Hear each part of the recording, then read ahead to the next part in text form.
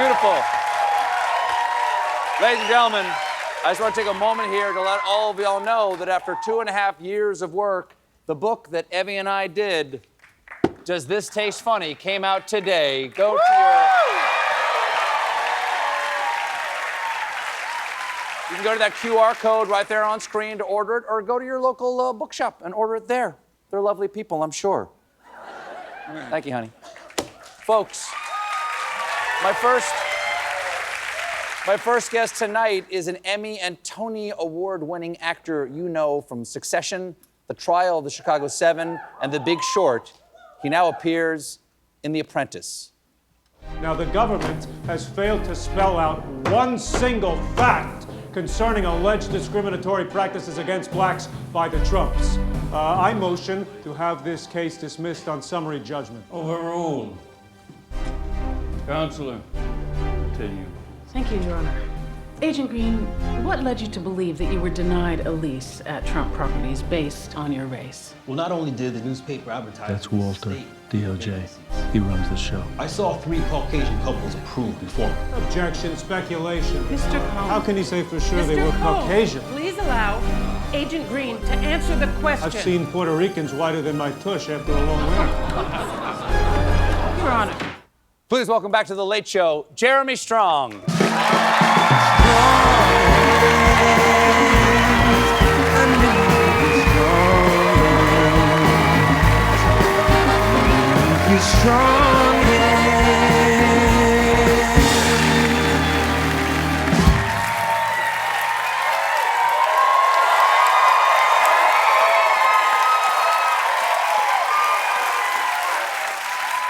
Nice to see you again. Great to see you. The last time you were here, we had a great conversation. Looking forward to the next one here tonight. But one of the things you said the last time you were here was that you don't do this that much.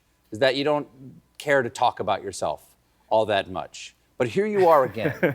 We've roped you in again. How are you feeling? How are you feeling about tonight? You're okay? I feel good. I feel, I wanted to come and talk about this movie, which I think is important. And I've been really kind of worrying about, I've known I'm coming on and kind of worried about what I'm going to talk about and trying to come up with a story, an anecdote to tell you. Always nice. Always nice. And really racking my brain about it. And the things I came up with were not bad, but not good.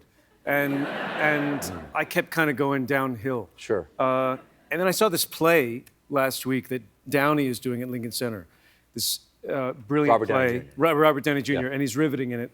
And it's called McNeil, and it's about a writer who uses AI to augment his work. And so I downloaded ChatGPT this morning. And I haven't actually read this in full yet, but can I read it for you? This is your story? This is the story. This is the anecdote? I downloaded this bot. Wait, you asked ChatGPT to come up with something interesting for you to say. This is the prompt. Please come up with an amusing and thoughtful personal anecdote for Late Night with Stephen Colbert in the style of actor Jeremy Strong. Okay, so I'll set you up. I'll set you up. Or you're like, Jeremy, always great to see you. You always have the best, most amusing anecdotes. And I'm just curious what... You've had such an amazing career, it says. It says, hey, welcome back. Hey, Jeremy, you've had such an amazing career, but I'd love to hear a more personal story, something amusing or thoughtful that reveals a bit about you. Would you mind doing that? Now, me chuckling. Well, Stephen, there's one story that comes to mind. A while back, I decided to take a little break from the intensity of acting and immerse myself in farming. I thought it would be a great way to connect with nature. So, I found this small farm in upstate New York. Oh, I was going to ask. And I thought, how hard could it be? It's just farming. Right. Right? Children's books about farming. I arrived, and the owners handed me a pair of boots, pointed me towards the vegetable garden. Stephen Colbert, grinning. Sounds like a recipe for disaster. Sounds like a recipe for disaster. It absolutely was. I started out with the basics, pulling weeds, planting seeds, all that good stuff, and then they asked me to help with the chickens. Oh. I thought, sure, I can handle chickens. But these were no ordinary chickens. They were a bit rebellious. You chuckle. So there I was, trying to coax a chicken into the coop, and it kept squawking and flapping its wings like it was auditioning for a Broadway show. I was running around trying to catch this chicken. And I suddenly realized I was in the middle of a scene that could rival any dramatic moment in a film. And here I am chasing a chicken like it's the climax of an action movie. And I can just picture it. I can just picture it. Right? And in that moment, I just started to reflect on the absurdity of it all. Here I was, a grown man, running around a farm with a chicken, and it hit me. Sometimes life throws you into these ridiculous situations. And I did eventually catch the chicken, and I just thought, here I was, this serious actor, holding a squawking chicken, realizing that sometimes you need to embrace the unexpected and find humor in the madness. So, Wow, that is amazing. You can't write that stuff. no. No. There was one about risotto with saffron. I kept doing a bunch of them. Yeah. And, Wow. I would thought love that to was do the all best of them. Please come back another night. Let's get to what we're really here to talk about. Great.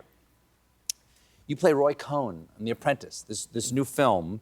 It's been described as like Frankenstein, a creator losing control of its creation. And it's largely about the relationship between Roy Cohn and Donald Trump. Now, for the people who don't know can you explain who Roy Cohn was and then what he was to Trump? Yeah, Roy Cohn was Joe McCarthy's chief counsel during the Senate Investigating Committee during the McCarthy hearings.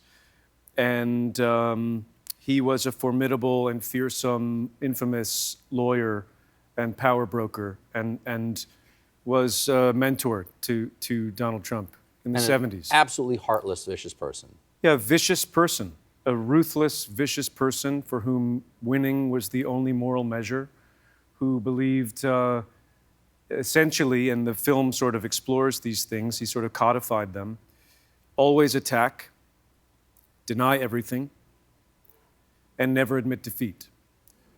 And the movie explores, these two outsiders who became the ultimate insiders, and this young man who was a striver from the boroughs, navigating his way through the social Darwinism of 70s New York, who happened to meet this mentor at the right time. And this mentor showed him the inner workings of power and sort of gave him the playbook. So the movie's about the making of Donald Trump. And